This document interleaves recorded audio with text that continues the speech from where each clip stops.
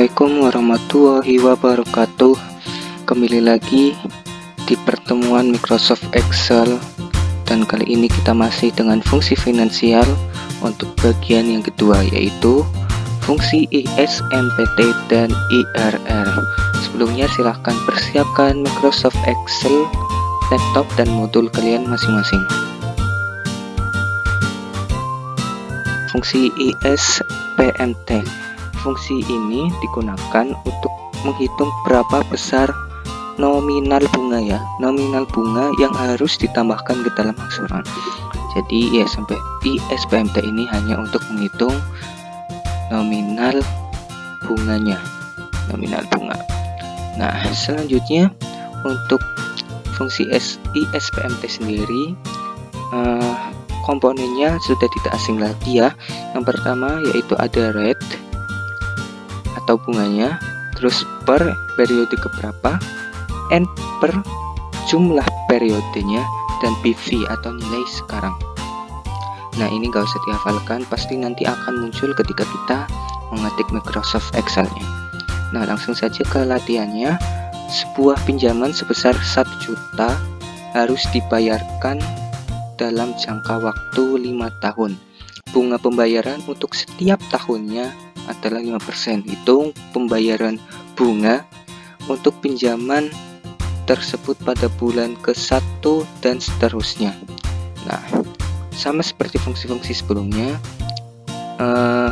yang dimasukkan di dalam rumus itu kita harus samakan ya, apakah per bulan atau per tahun. Jadi periodenya itu harus sama, harus diperjelas. Nah, kita cari yang diketahuinya dulu. Yang pertama jumlah pinjaman yaitu 1 juta ya, atau PV-nya. Lalu total pembayaran ini saya pisahkan untuk per bulan dan per tahun. Untuk per bulannya, karena per tahunnya 5 tahun, berarti per bulannya 60 kali 12. Per bunga per tahunnya, bunganya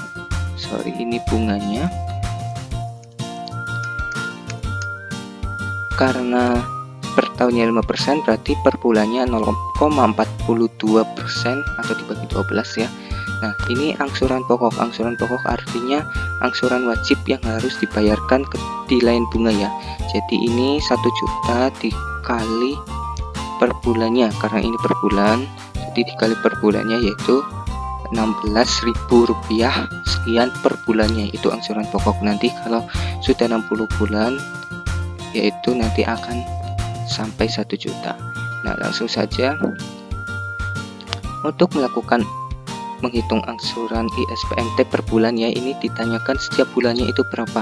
Nah, kita tulis dulu bulannya. Ini bulan ke-1, 2 sampai ke 60 ya.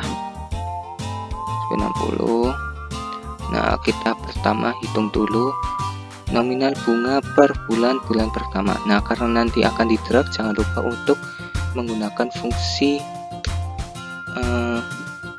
absolut ya, atau dikunci. Nanti pasti ada yang dikunci.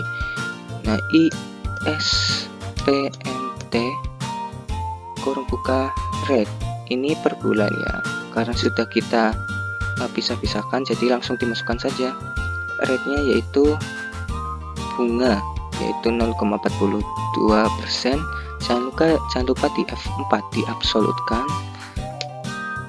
Per periode, ini periodenya. Nah, periodenya itu di sebelah sini, tidak usah diabsolutkan karena nanti akan di-drag ke bawah juga. Selanjutnya N per jumlah periodenya. Jumlah periodenya itu karena ini pakai per bulan, berarti kita pakai yang bulan 60, diabsolutkan, dan PV nilai sekarangnya adalah 1 juta. Nah, oh ya, PV-nya tadi lupa saya absolutkan, jangan lupa diabsolutkan. Nah, tinggal di drag ke bawah. Nah, jadi ini seperti menghitung ya. Untuk bulan kedua itu 4.000 sekian, bulan ketiga 3.900 dan seterusnya. Itu bunganya saja. Nah, sampai bunga ke 60 itu sudah tidak ada bunganya. Nah, total bunganya itu ada 122.000. Nah, selanjutnya angsuran pokok. Nah, angsuran pokok kan tadi sudah diketahui per bulannya yaitu 16.000. Tinggal disalin aja ya. Nah, kenapa negatif? Karena kita akan mengeluarkan jadi itu hasilnya harus negatif ya. Ini B12 di F4 karena tetap di B12, kita drag lagi. Nah, benarkan ini totalnya adalah 1 juta. Oke, angsurannya 1 juta. Nah, angsuran per bulannya perhatikan angsuran pokok ditambah dengan bunganya berapa gitu ya. Angsuran pokoknya yaitu 16.000 ditambah negatif 16 ditambah negatif 4.000 sekian, hasilnya 20.700 untuk bulan pertama. Untuk bulan kedua angsurannya 20.600 dan seterusnya sampai bulan ke 60. Ini ditambah ya. Nah, ini totalnya jadinya jelas. Ini bunganya ada 112, total pinjamannya 1 juta, jadi semua totalnya yang harus dibayarkan 1.100.000. Nah, silahkan dicoba juga untuk per tahunnya berapa.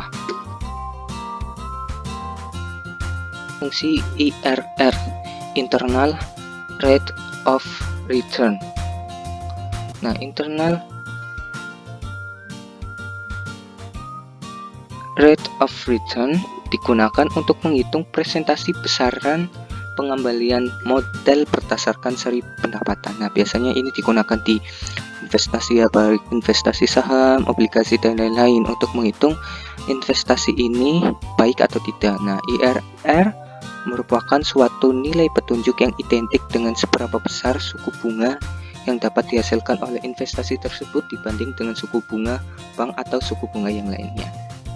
Nah, jadi nanti yang dihasilkan adalah suku bunga. Langsung ke latihan. Untuk fungsinya itu gampang nanti ya. Latihan, sebuah perusahaan menanamkan modal pada awal tahun sebesar 600 juta. Nah, mau menanamkan modal ke investor 600 juta. Berdasarkan seri pendapatan laporan per bulan, tentukan apakah layak digunakan penanaman modal kembali di tahun berikutnya jika bunga deposito bank per tahun adalah 8%.